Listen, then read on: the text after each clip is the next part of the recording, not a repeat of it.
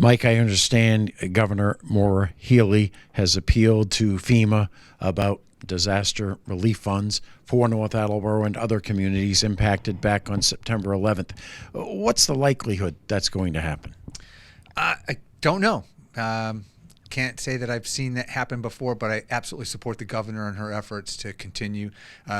For me, it just indicates another opportunity that the Commonwealth is trying to stand up for North Attleboro and get both individual and public assistance funds for the town. So we applaud that.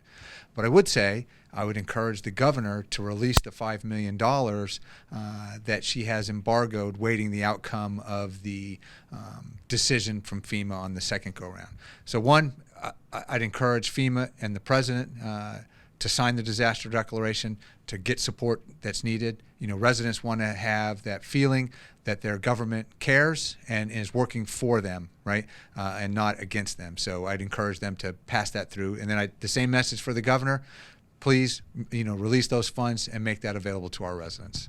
Now, I don't want you to think on behalf of the governor, but my thinking is if we release that $5 million, FEMA's going to say it's already taken care of. I know that our residents have spent their money today on repairs and recovery, right, in the tens of thousands, hundreds of thousands of dollars, right? I think there can be some kind of accommodation between FEMA and the Commonwealth should that disaster declaration get signed, to figure out how to account for that so there wouldn't be any double tap of funding. But I think our residents would like to see that funding sooner rather than later. So we'd like to open up whatever door is going to be. And if it gets denied again, well, the governor has already stepped into place and put funds in place to support the residents of North Attleboro. I know the governor visited North Attleboro, visited other parts of the state after September 11th. You met with residents as well. Have you heard from residents since then? We had, at one of our last community conversations, this topic came up when we're addressing the 10 Mile River. And we've heard a lot of discussion and comments from people. There's a lot of frustration out there. But I think that what people would like to know is, what's the path? Let us know so we can start doing it. And that's what we're trying to help identify and make sure that funds do become available for them. You mentioned the 10 Mile River.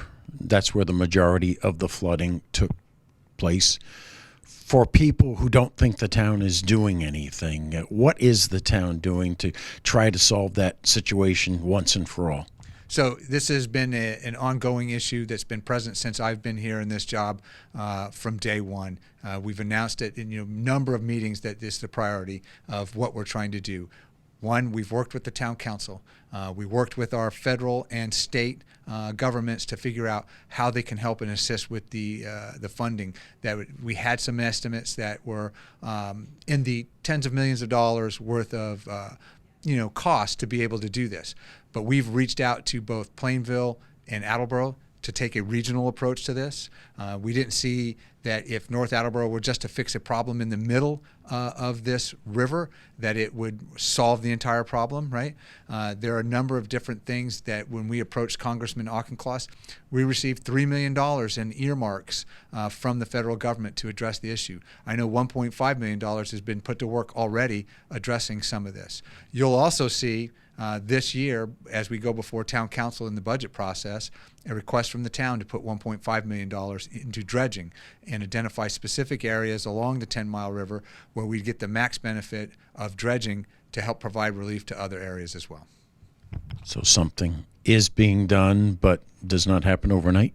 Nothing happens overnight. Sometimes it looks like it's a glacial pace, but I will tell you, we're doing something about the 10 Mile River every day in this office.